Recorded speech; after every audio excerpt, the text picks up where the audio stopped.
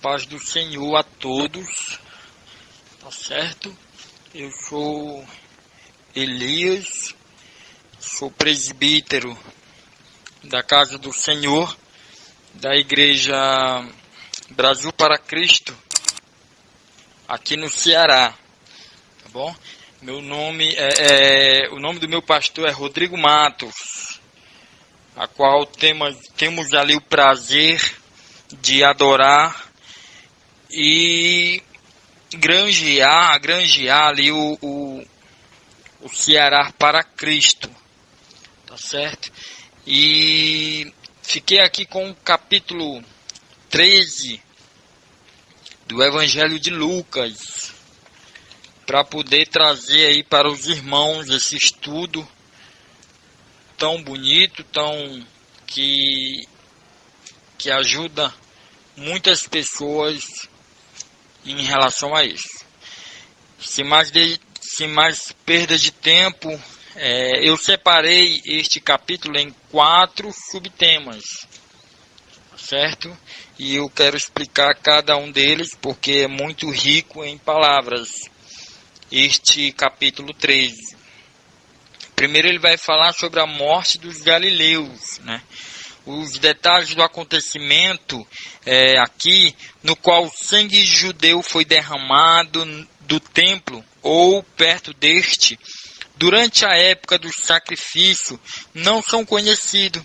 Pilatos ele era conhecido por sua insensibilidade em relação ao povo judeu em suas administrações. Ele fazia coisas que não eram lícitas, né? Ele fazia de tudo porque ele se achava no direito, né?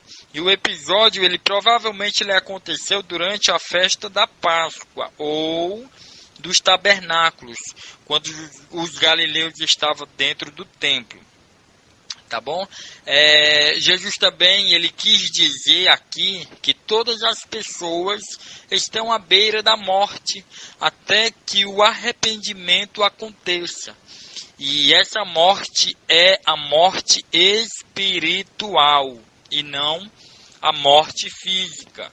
Tá certo? Quando ele fala lá da torre de Siloé, quando as pessoas estão falando com Jesus, querendo ser melhor que os galileus, e Jesus ele enfatiza que todos são iguais, e que eles morreriam da mesma forma, a não ser que se arrependesse dos seus pecados. No ponto 2, ele vai falar sobre a figueira estéril, né? E interessante aqui sobre esta figueira estéril é que a figueira, geralmente ela precisa de mais tempo para dar bons frutos. Ela não é aquela planta que você planta, né? E questão de 1 ano ou 6 meses, ela já começa a dar o seu fruto. A figueira não é assim, tá certo? Porque ela tem uma complexa estrutura de raiz que demora para se desenvolver. Olha, ela para poder dar o fruto, ela tem que passar 3 anos para poder produzir algum fruto. Aí aquele que cuidava da árvore, ele pede o homem que deixe a figueira por mais 1 ano. Isso aí foi um apelo de compaixão pela figueira, que ele cuidaria melhor para que a figueira pudesse dar mais fruto, para que ela pudesse dar frutos. Caso a árvore que simboliza Israel, que aqui Jesus Cristo está falando aqui sobre esta figueira, está falando de Israel, que Israel não estava mais produzindo frutos. Israel estava sendo desobediente, Israel estava em seus delitos, né? Estava em seus pecados, estavam numa morte espiritual, que não produziam mais frutos. Produzir frutos, escaparia do julgamento, se eles produzissem fruto, eles escapariam do julgamento. Se não se tornasse produtiva, o julgamento recairia sobre ela. O julgamento descrito em Lucas, capítulo 19, versículo 41 até o 44, ele vai falar sobre esse julgamento de Jerusalém, que é a queda de Jerusalém, que aconteceu na década de 70 depois de Cristo. E o tema também ele é abordado em Lucas, lá no capítulo 20, do 9 ao 19. Quando Jesus, quando ele está falando lá que tá mandando as pessoas, os lavradores, e as pessoas vão lá, batem neles e espancam, e manda para fora de Jerusalém. E aí ele fala também que o dono da vinha envia o seu filho, né? E o seu filho é morto por aquelas pessoas. Tá certo? Aí vamos para o ponto 3. O ponto 3, ele fala sobre a cura de uma mulher enferma no sábado. Uma coisa que era totalmente criticado pelos fariseus, saduceus, doutores da lei, todos aqueles homens que participavam da comitiva ali em Jerusalém. Tá certo? A mulher, quando Jesus fala, está livre da enfermidade, esta foi uma declaração que Jesus disse que ela estava livre do poder de Satanás. A cura, como era comum, ela ocorreu instantaneamente e foi seguida de um louvor de agradecimento, que as pessoas iam lá e louvavam a Deus pelo que estava acontecendo. O dirigente da sinagoga não ficou satisfeito com isso, né? Que a multidão estava ali adorando ao Senhor, ao mesmo tempo em que censurou Jesus por achar que tais curas não deveria acontecer no sábado, um dia que precisava ser honrado.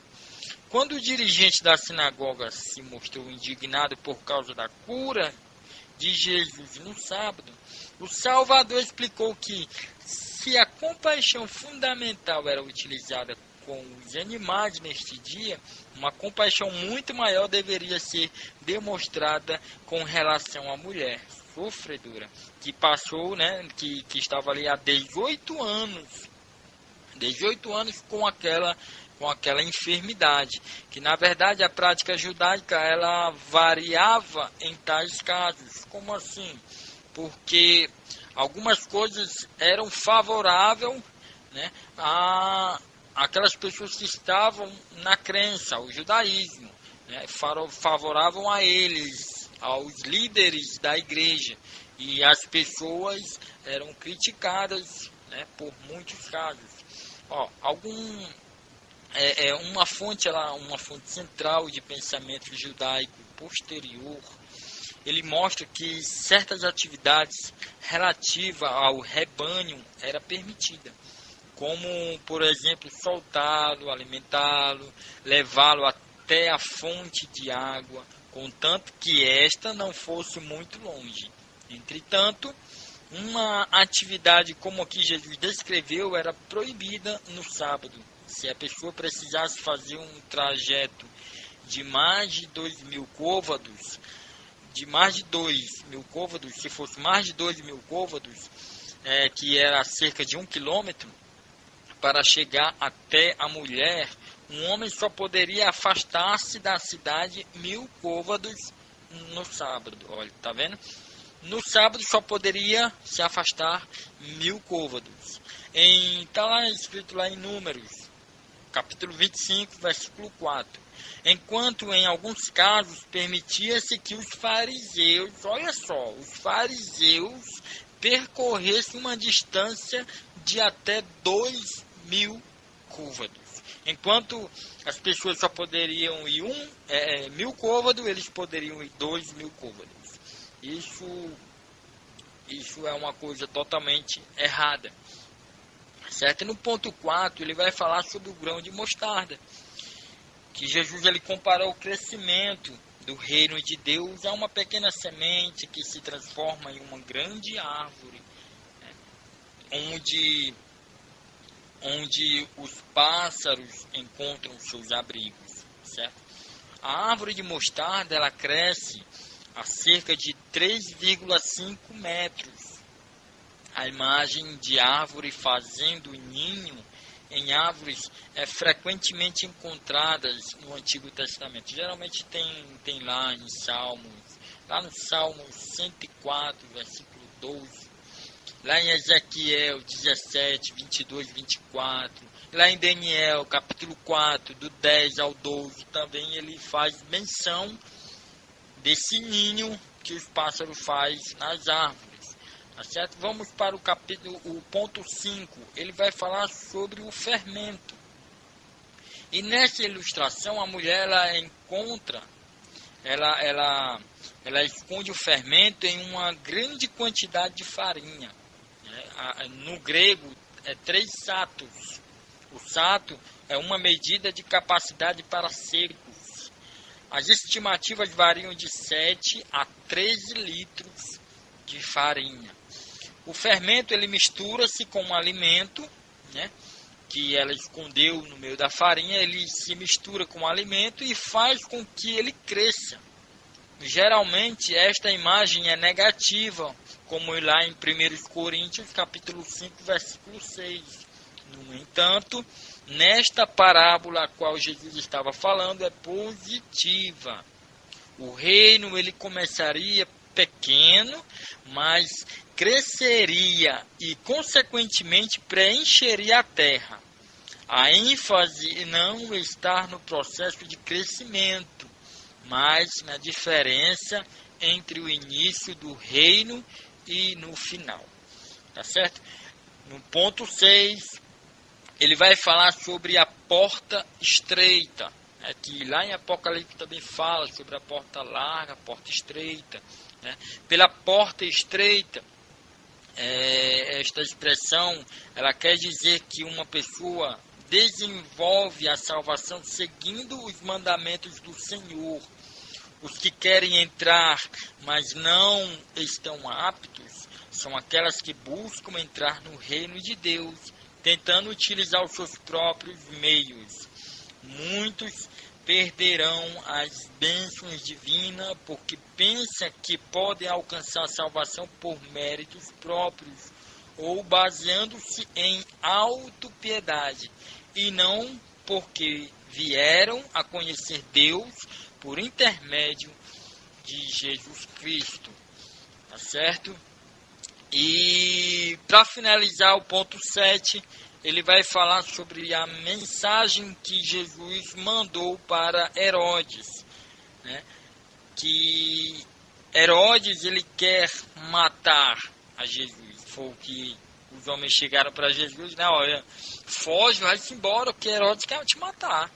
Este aviso dos fariseus, ele foi aparentemente uma tentativa de tirar Jesus da região e também de fazê-lo parar de atrapalhar. Não fica claro se foi um aviso verdadeiro, né? Aí Jesus ele fala sobre a raposa, né, que era Herodes. Aí ele fala o termo aqui, ele alude à malignidade de Herodes. A resposta de Jesus aparentemente indica que ele validou a avaliação dos fariseus. Né? Sou consumado, quando ele fala também. Jesus ele previu sua ressurreição em Jerusalém, por causa de sua missão divina. O Salvador ele não poderia deixar de ministrar na região. O verbo ele traduzido como consumador, ele indica o ciclo completo de algo, motivo pela qual faz referência à ressurreição de Jesus. O momento conclusivo de seu ministério.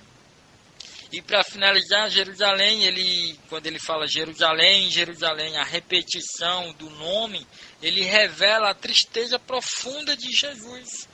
Como ele fala lá em 2 Samuel, capítulo 18, 33, lá em Jeremias, capítulo 22, 19, quando ele repete, ele está trazendo uma profunda tristeza. Aquela situação. A cidade executou muitos mensageiros de Deus. Estevão faz uma abordagem similar a respeito da nação de Israel, lá em Atos, capítulo 7, do 51 ao 53. E aqui eu finalizo este capítulo 13 e desejo a vocês um bom estudo.